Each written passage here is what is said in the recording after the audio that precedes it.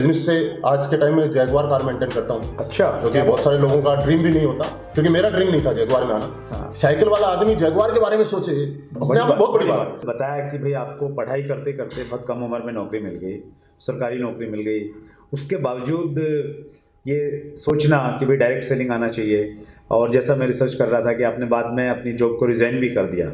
तो मतलब आज के टाइम में जब लोग नौकरी के लिए कुछ भी कर देते हैं, आज जो वो काम कर रहा है उस काम को वो अगर 10 साल 20 साल 25 साल 30 साल करेगा तो आज से आने वाले 30 साल बाद में वो कहाँ होगा। बहुत सही। और अगर इस काम को अगर वो 5 साल 10 साल 15 साल 20 साल करेगा तो वो कहाँ होगा। अगर ये दोनों के बीच का डिफरेंस अगर किसी को समझ में आ गया तो मुझे लगता है कि कोई भी आदमी, कोई भी इंसान अपने आराम से डिसीजन ले सकता है। और ये डिसीजन मैं इसीलिए ले पाया कि मैंने मेरी लाइफ का कैलकुलेशन कर पाया कि मैं दोनों जगह में क्या डिफरेंस है, और इसलिए मैं इस इंडस्ट्री में फिर उसके बाद फुल टाइम आ गया। बहुत बढ़िया सर। ये इस इंडस्ट्री में जो लोग आते हैं सर, उनको जो सबसे बड़ा अट्रैक्शन रहती है वो ये रहती है कि जब वो लोगों को देखते हैं कि वो बहुत सारा पैसा बना रहे हैं, लंबी लंबी गाड़ियों में चल रहे हैं, तो वो चीज़ बहुत ज़्यादा अट्रैक्ट करती है। तो अगर आपको कोई आपत्ति नहीं तो हम लोग जानना चाहेंगे कि इस इंडस्ट्री में आपकी एनुअल इनकम क्या है, कैसी गाड़ी आप मेंटेन कर रहे हैं। तो अगर आप बताना चाहें तो आपका स्वागत है। मैं आपको ज़रूर बताना चाहूँगा, आपने बहुत अच्छा सवाल किया है सर।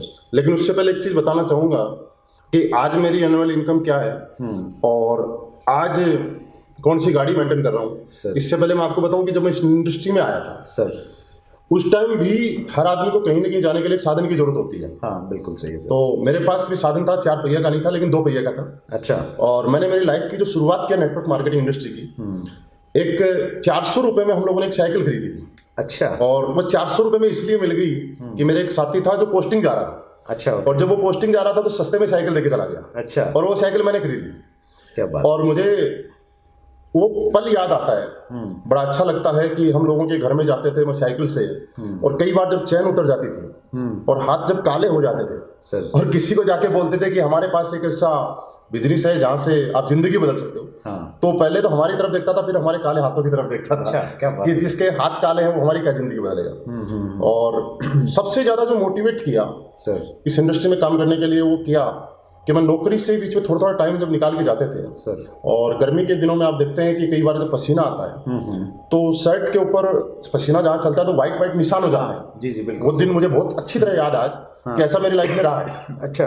और सर्दी के टाइम में जब साइकिल एक आदमी चलाता है तो शायद आप फील कर सकते हैं कि हाथ बड़े ठंडे हो जाते हैं। जी जी बिल्कुल। एक हाथ से साइकिल चलाते थे, दूसरा हाथ गर्म करते थे, एक हाथ से साइकिल चलाते थे इस तरह गर्म करके, और बाद में वो ऐसा लगता था एक ही चीज बार बार मोटिवेट करती थी कि आखिर कब तक हम साइकिल पे घूमेंगे। जी। सिर्फ तब तक जब तक हमारे पास प्लेटफॉर्म नहीं था।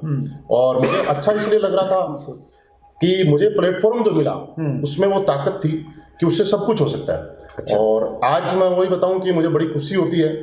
आज मैं कई बार इस बात को सोचता हूं कि मेरे पास जो गाड़ी है आज रियली हिंदुस्तान के अंदर बहुत बड़ा नाम है उस गाड़ी का, बहुत बड़ा ब्रांड है जी। और मैं इस बिजनेस से आज के टाइम में जैगवार कार मेंटेन करता हूँ। अच्छा। क्योंकि बहुत सारे लोगों का ड्रीम भी नहीं होता, क्योंकि मेरा ड्रीम नहीं था जैगवार में आना। हाँ। साइकिल वाला आदमी जैगवार के बारे में सोचे, बहुत बड़ी बात है। तो मैं जब कई बार जैगवार में बैठता हूँ तो मुझे वो साइकिल वाले दिन याद आ जाते हैं। अच्छा, मतलब भूले नहीं आप उसको? नहीं, भूले नहीं।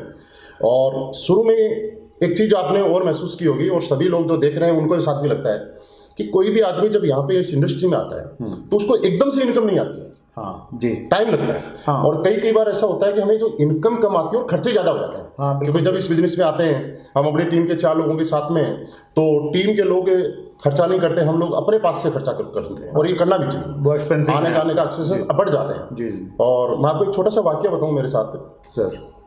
हुआ कि एक बार मुझे, जब मैं इस इंडस्ट्री में आया था, शुरू की बात है सर, मुझे एक बार मेरे घर में फोन करता था राजस्थान में। तो मेरे पास उस दिन क्या है, हमारी सैलरी आने से 2-3 दिन पहले की बात है, और पैसे नहीं थे। अच्छा। आप शायद आज मैं ये बात बोलूँ तो आप यकीन ना करें, और सुनने वाले जो लोग हैं वो भी यकीन ना करें। तो हम लोगों ने क्या किया, मैंने और मेरी वाइफ ने घर में कुछ पैसे रखे थे, मंदिर वगैरह में रखे थे। हाँ। तो इस तरह से टोटल 6 रुपये निकले। अच्छा। हाँ, उन 6 रुपये को लेके मैं STD-PCO गया और घर पे फोन किया। और जब मैं घर पे फोन कर रहा हूँ तो बात तो कम कर रहा हूँ, पहले वहाँ प्लस रेट चलती थी। दिखता था पहले 3.26 का आता था, सेकंड प्लस रेट आती थी 4.52। क्या बात है। और तीसरी आई 5.78।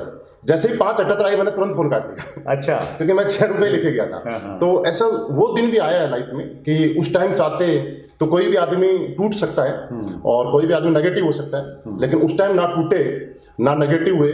मैं ये बात इसलिए बोलना चाह रहा हूँ कि उतार चढ़ाव सबकी लाइफ में आते हैं, प्रॉब्लम सबकी लाइफ में आती है। कुछ लोग उसी वक्त में डिसीजन अपना चेंज कर लेते हैं और कुछ लोग विपरीत परिस्थितियों के अंदर भी सोचते हैं कि नहीं हम कुछ करके दिखाएं। अच्छा। और मैं आपको बताना चाहूंगा कि वही इंसान जिसने कभी सोचा नहीं था करोड़ों के बारे में सर, लास्ट फाइनेंशियल ईयर की मैं कुछ दिन पहले मेरी इनकम काउंट कर रहा था सर, जो मेरी टोटल इनकम आई है वह ये 2,55,60,000 रुपए लास्ट फाइनेंशियल ईयर की मेरी इनकम है। सिर्फ 1 साल की? सिर्फ 1 साल की जो इनकम है वो 2,55,60,000 रुपए लास्ट फाइनेंशियल ईयर की मेरी इनकम मेरे अकाउंट में क्रेडिट मतलब